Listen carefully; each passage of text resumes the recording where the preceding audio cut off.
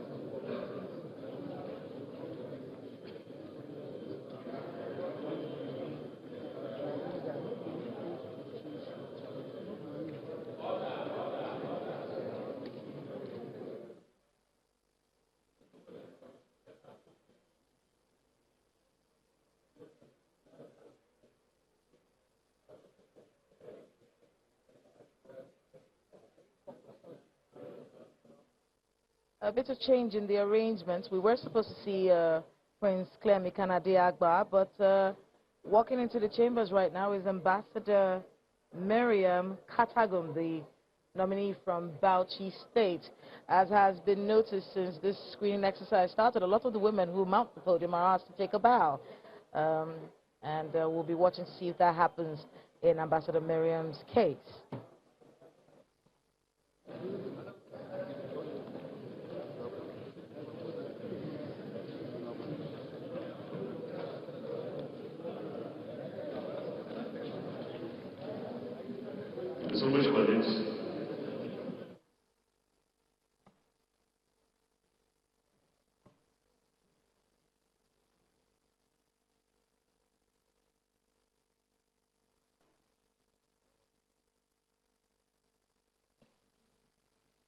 Distinguished colleagues, we have the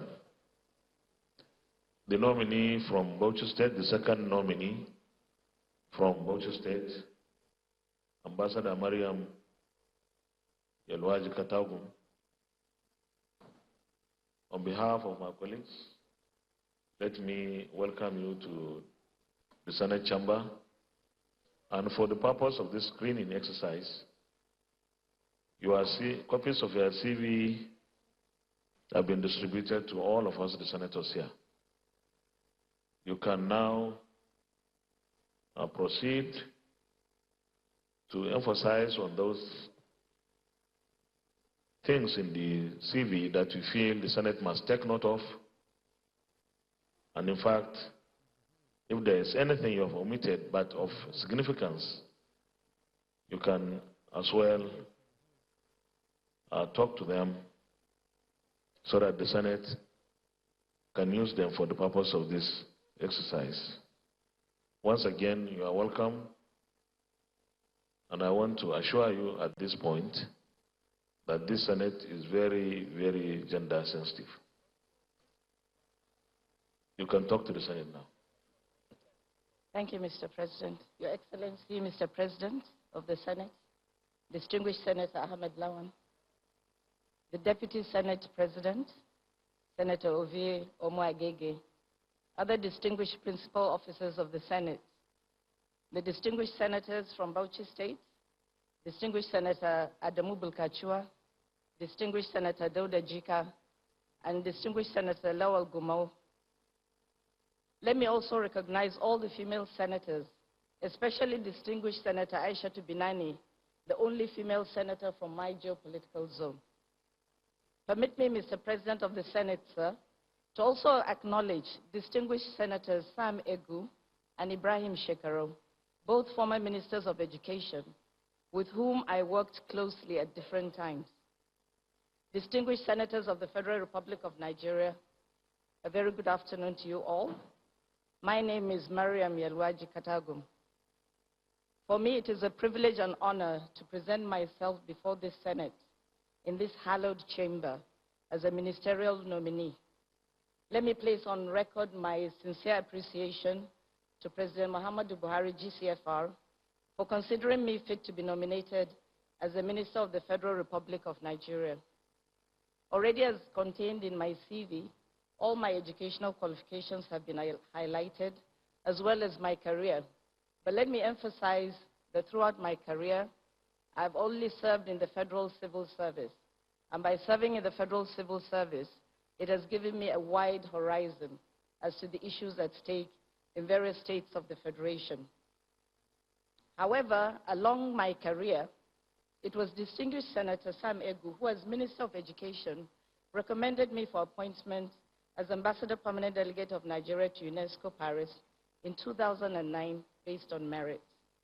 While serving as Ambassador to UNESCO, I retired from the Federal Civil Service in 2012, having reached the mandatory length of service of 35 years, but my tenure was sustained and renewed, in line with extant regulations. I therefore just concluded my tenure as Ambassador after serving 2 terms of meritorious service. I'll just highlight briefly, Mr. President, some of the areas of work of UNESCO, although a lot of distinguished senators here are very much familiar with our work. Some have attended the various general conferences or various meetings that we've had. So just very briefly, on a day-to-day basis, we practically work with 8 line ministries and in a very intersectoral manner. For example, with education, we're working on monitoring the implementation of the SDG 4 on education. We're also working on capacity building for teachers, working with universities in terms of higher education and open education resources. With the Ministry of Information and Culture, for example, we're working on press freedom, we're working on culture and heritage preservation, tangible and intangible heritage preservation. With science and technology, we're working on science, technology, and innovation. We also have established a Category 2 center under the University of Nigeria, Nsukka, which is called the International Center for Biotechnology. But that center is focusing on food security and tropical diseases. With the Ministry of Environment, we're working on environmental preservation and how, apart from the only biosphere reserve that Nigeria has, which is the Omo Biosphere Reserve, how we can encourage states and other parts of the country to establish more biosphere reserves, because right now, Nigeria has only 1 biosphere reserve. With sports and youth development, we're working on anti-doping in sport. So, Mr. President, I'll just stop at that in terms of the service at UNESCO. But while I served in the 2 terms that I served, for 8 years, I was Nigeria's representative on the UNESCO Executive Board, which is the 2nd highest decision-making body of the organization. And in the last 2 years, I was the vice chair for Africa on the board. I've also had the privilege of chairing the Commonwealth Group at UNESCO. I've chaired the ECOWAS Group meetings several times. We've also been able to participate and effectively act as deputy chair for the Commonwealth of Learning based in Vancouver. In terms of concrete, well, let me say tangible achievements, we've been able to set up a UNESCO multi-sectoral regional office here in Abuja, one of 5 such offices in Africa. We've also inscribed the Argungu Fishing Festival as the very first Nigerian festival on the world list of intangible heritage. And we really, really encourage states to bring up dossiers for festivals that could be inscribed, because that's how other countries attract foreign exchange, by bringing in visitors. We've also provided support, technical support, for the International Conference of Lake Chad, which was held last year. But beyond the technical support we've provided, UNESCO has also set up a program called BioPulse, which is trying to bring some kind of resilience so that the local communities are able to go back to their peaceful ways and then learn to manage their local environment and preserve their heritage. Mr. President, just before finishing my term last year, I decided to document my achievements. And this publication just came out about 10, 15 days ago. And with your permission, I'll keep 2 copies for the record of the Senate. And my intention is that I will do a public presentation of this because there are some recommendations I've made to government, mainly to do with how Nigeria can maximize its benefits from the international organizations. I'll just finish with some few thoughts about education. Distinguished senators, I am a product of an education system that works. And I'm just appealing that we need to make it work for the Nigerian children and the youth. And what that means is we need to invest more in education, but particularly investing more in teachers. I thank you, Mr. President, and I pledge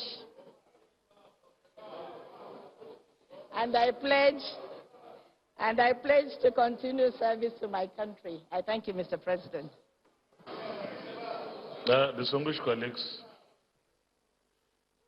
we all know the procedure when it comes to female nominees.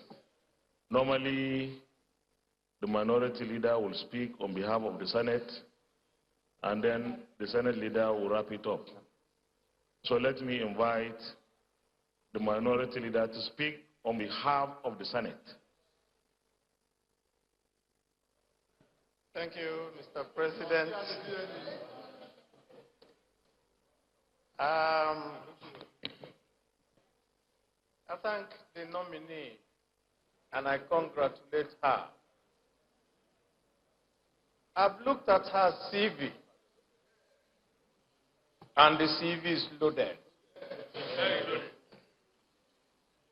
And I've also looked at something that is significant that she said today. She said she was recommended to go to UNESCO by the then minister, Dr. Sam Egu, now Senator Egu. Which shows that Senator Egu didn't go to his village or to Ebonyi State or to the southeast to start looking for who to recommend. And the person that he recommended on the basis of merit is standing before us today, and each and every one of us is impressed. To say, and she had just said it, education is the key to development in Nigeria. Madam Nominee, I congratulate you. I've also looked at one part of your CV in which you have three referees. One from the east, one from the west, and one from the north, which means that you're multidimensional and that you're a true nationalist. And therefore, in the true spirit of nationalism, and as somebody who has demonstrated and come out to say somebody from somewhere else, but a Nigerian, expanded your horizon, that you should now pass through this Senate in the true tradition of what the Senate has established for our Amazons that are going to the federal cabinet.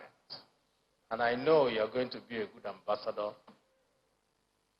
for this Senate, having let you off nicely. And for Nigeria, because our focus is for every one of you that goes into the federal cabinet to put Nigeria first. as you have done in your job in the UNESCO. I wish you well, and I yield the floor to the majority leader. The Senate Leader. Mr. President, my highly revered and distinguished colleagues, Mr. President, we have before us a lady of quality, a lady who has distinguished herself by her achievements. And, Mr. President, like the minority leader has said, our distinguished former Minister Sam Ego recommended this lady to go to Paris to represent Nigeria in UNESCO. Not because she's a lady, not because she's a woman, because he, being a colleague as a university teacher and also a minister of education, recognized her quality as a person. And that is the quality that is bringing to the Federal Executive Council. Mr. President, distinguished colleagues, like the President has said, this Senate recognizes quality but is also extremely gender-friendly. With this disposition, Mr. President, without wasting much of our time, I will recommend and urge my fellow distinguished senators to allow this distinguished lady to bow and go. I so recommend. Thank you very much, the Senate Leader, distinguished colleagues. But before she takes the bow, as moved by the Senate leaders, let me say that this nominee will be the last of the female nominees to be screened.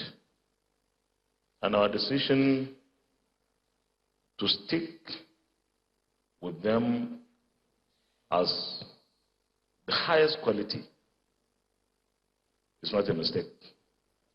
All of them who have come before us have proven, beyond any reasonable doubt, as the lawyers will say, their capacity, their ability, and their commitment to duty. And therefore, we believe that there will be value addition to the Federal Executive Council in the next administration. And let me assure you that we are not only sensitive in the chamber here, that when you become ministers, we'll give you all the support that you require to ensure that you perform optimally, because we believe that our female nominees, or indeed all Nigerian women who have been able to achieve, should be encouraged, should be supported, so that they act as role models to all the girls around this country. We need to encourage them. There are so many girls out of school. And she has particularly mentioned she attended maybe public school that was then working. Today we have maybe 10, maybe 11 million children out of school. We have been consistent on this, that this is not tolerable. We cannot continue with this. Majority of us here enjoyed very functional public schools in the past. We therefore have to work to ensure that we provide the same kind of climate for those children out of school to go to school and remain in school, and to ensure that government expends the required funds. If we prioritize right, we will get it right. So you are welcome. You have converse here. We believe that the educational sector, particularly the basic education, will need serious government expenditure and investments so that we capture those who are out of school. In the next maybe 4 or 5 years, we should be able to eliminate these 10 or 11 million children out of school. With this, I want to put the question that is it the wish of this Senate that the nominee takes a bow and go? Those in favor say aye. Aye. Those against say nay. The ayes have it. Ambassador, you can take a bow.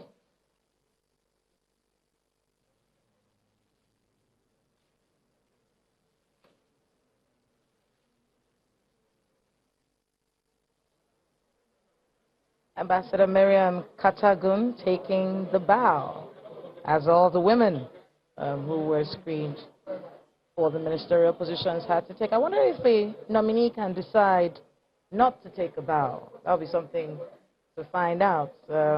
Is it possible that a nominee can say, no, I choose to answer questions. I want to talk about my capacity. I would think it's a justice, it would be a fair thing for the Nigerian people for me to be able to say this is what I can bring to the table. Well, she did speak a bit about her background. She's a new entrant. There are speculations that she might be a junior minister in the Ministry of Education. Given her background, she was Nigeria's permanent delegate to UNESCO.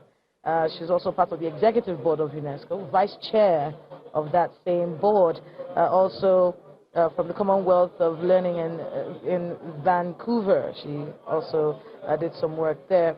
And she also talks about a lot of the work that she did for the country in her time in UNESCO, putting the Arugungu Festival, for instance, on the world list of intangible heritage, which is a very important thing for the country. And of course, listening to her, she talks about how she is a product of a working education system and is asking for more investment in teachers, thinking that that will be one of the ways to make sure that the educational system in Nigeria is up to par with those around the world. She is, as the Senate President said, the last of the female nominees to be screened during this process. She is the last